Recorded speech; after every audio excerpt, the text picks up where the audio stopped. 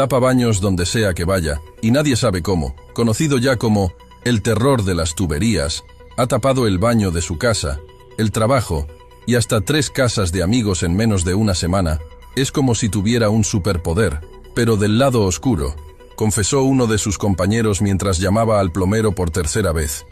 Los afectados ya han comenzado a esconder las llaves del baño cuando lo ven llegar.